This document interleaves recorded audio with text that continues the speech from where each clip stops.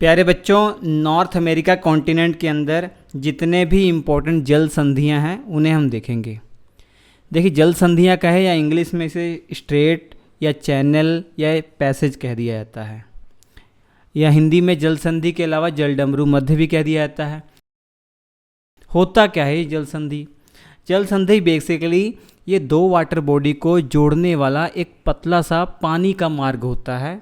जैसा कि आप देख रहे हैं तस्वीर में, ये दो वाटर बॉडी है, इसको जोड़ने का काम ये पतली सी जो पानी का मार्ग है ये दोनों को जोड़ रहा है, यही है जल संधि। नाम से पता लग रहा है जल संधि। इसके अलावा ये जल संधि एक और काम करती है, ध्यान से देखिए, ये दो लैंड को भी तो अलग कर रही है। तो जल संधि का काम क्या है? दो वाटर बॉडी को जोड़ना और दो भूमि को अलग करना। तो कितने इम्पोर्टेंट जल संधियां हैं इस नॉर्थ अमेरिका कॉन्टिनेंट में, वो देख लेते हैं। अभी आप इसे कहेंगे कि इसे जल डमरू मध्य क्यों कहते हैं? देखिए, शेप आप देखेंगे एक डमरू की तरह शेप है इसका ना, तो इसलिए इसे जल डमरू मध्य भी कह दिया जाता है। सबसे पहले बात करते हैं नॉर्थ अमेरिका कॉन्टिनेंट में बेरिंग स्ट्रेट की। ये बेरिंग स्ट्रेट ध्यान से देखिए, ये किसको किसको जोड़ रही है? बेरिंग सागर, जो बेरिंग सी है, और चुक्की सी, इन दोनों को जोड़ने का काम ये कर रही है।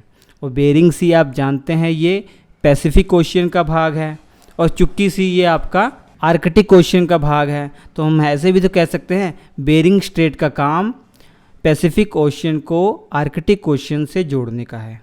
और ये अलग किसको किसको कर रही है? देख रहे हैं, ये इस तरफ अलास्का है जो यूएसए का पार्ट है, और इस तरफ रशिया है जो एशिया में पड़ता है। इन दोनों को अलग करने का काम भी ये बेरिंग स्ट्रेट कर रही है।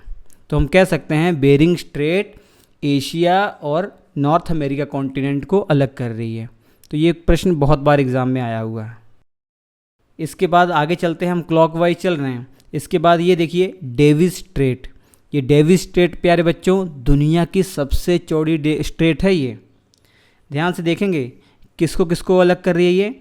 इस तरफ ग्रीनलैंड है और इस तरफ कनाडा का एक आइलैंड है बैफिन आइलैंड, इसको अलग कर रही है। और जोड़ किसको रही है?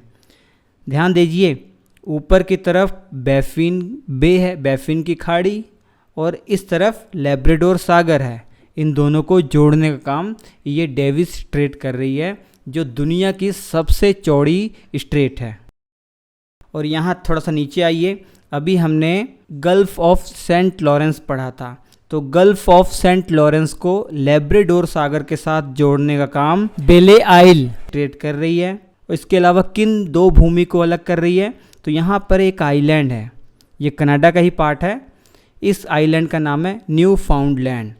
न्यू फाउंडलैंड को कनाडा की मुख्य भूमि से अलग करने का काम ये बेली इसले स्ट्रेट करती है। इसके अलावा नीचे आइए, कैरिबियन सी में यहाँ पर बहुत सारी स्ट्रेट है जो आपको याद रखनी है। सबसे पहले तो ये फ्लोरिडा जल संधि देख लीजिए। ये फ्लोरिडा जल संधि का काम, ये जो फ्लोरिडा राज्य देख रहे हैं यूएसए का पार्ट है, और इधर क्यूबा आइलैंड है, इन दोनों को अलग करने का काम ये फ्लोरिडा जल संधि का है। और कौन सी वाटर बॉडी को जोड़ रही है ये? तो गल्फ ऑफ मैक्सिको को अटलांटिक महासागर के साथ जोड़ने का काम फ्लोरिडा जल संधि कर रही है। और थोड़ा नीचे आइए, युकाटन चैनल बहुत ही इम्पोर्टेंट है। ये Yucatan channel gulf of Mexico को कैरिबियन सागर के साथ जोड़ने का काम करता है। और अलग किसको किसको करता है? इस तरफ क्यूबा है और इस तरफ मैक्सिको की जो मुख्य भूमि है, इन दोनों को अलग करने का काम करता है। यहाँ पर दो पैसेज हैं जो आपको याद रखने हैं, दो जल संधि है जो याद रखनी है। जो क्यूबा और हैती को अलग करने का काम बीच में कर रही है विंडवार्ड पैसेज है या विंडवार्ड जल संधि है। और जोड़ किसको रही है? कैरिबियन सागर को अटलांटिक महासागर के साथ जोड़ने का काम करती है। इसके अलावा इसके दाएं तरफ आइए तो मोना पैसेज क्या काम कर रही है? ये प्यूर्टो रिको को डोमिनिकन रिपब्लिक को से अलग करने का काम करती है। और वही जोड़ने का काम क्या है? अटलांटिक महासागर को कैरिबियन सागर से जोड़ने का काम करती है।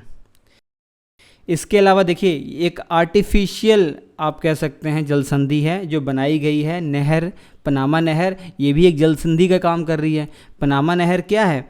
ये पनामा नहर पनामा देश में ये जो बनाई गई है, यूएसए के द्वारा ये प्रशांत महासागर को अटलांटिक महासागर से जोड़ने का काम करती है।